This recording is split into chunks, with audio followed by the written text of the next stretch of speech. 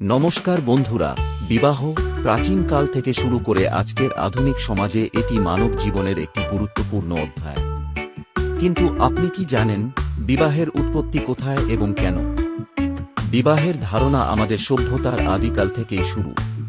প্রাচীন মানুষরা যখন প্রথম গোষ্ঠীবদ্ধভাবে বসবাস করতে শুরু করে, তখন থেকেই বিবাহের প্রয়োজনীয়তা অনুভূত হয়। গোত্র বা পরিবার গঠনের জন্য সামাজিক বন্ধন হিসেবে বিবাহের প্রচলন শুরু হয়। মিশরীয়, গ্রিক, রোমান প্রত্যেক সভ্যতায় বিবাহের নিজস্ব রীতিনীতি ছিল। মিশরে বিবাহকে পারিবারিক সম্পর্ক স্থাপনের গুরুত্বপূর্ণ মাধ্যম হিসেবে দেখা হতো। গ্রিক এবং রোমান সভ্যতায় বিবাহের মাধ্যমে সম্পদ ও ক্ষমতার ভাগাভাগি হতো। বিভিন্ন ধর্মীয় গ্রন্থে বিবাহের উল্লেখ পাওয়া যায়।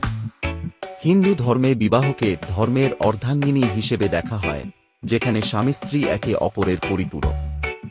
ইসলাম ধর্মে বিবাহ হল নিকাহ, যা একটি সামাজিক চুক্তি হিসেবে বিবেচিত। খ্রিস্টান ধর্মে বিবাহকে পবিত্র বন্ধন হিসেবে দেখা হয়, যা স্বর্গে সম্পন্ন হয়।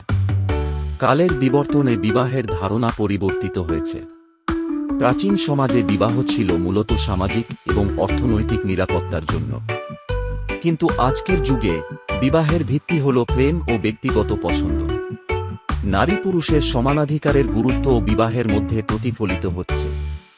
বিশ্বের বিভিন্ন প্রান্তে বিবাহের আচার অনুষ্ঠান ও রীতি ভিন্ন হলেও এর মূল উদ্দেশ্য এক, দুইটি মানুষের মধ্যে বন্ধন সৃষ্টি করা, যা সমাজ এবং পরিবারকে সুসংহত করে।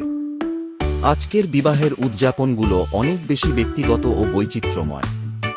নতুন যুগে বিবাহের সাথে যুক্ত হয়েছে ভালোবাসা, সম্মান এবং স্বাধীনতা। বিবাহের এই আকর্ষণীয় ইতিহাস ও আরও বিভিন্ন সম্পর্কে জানতে আমাদের মিস্টার প্রফেসর চ্যানেলটি সাবস্ক্রাইব করুন। আপনার কমেন্টে জানান বিবাহের কোন দিকটি আপনার কাছে সবচেয়ে আকর্ষণীয় লাগে।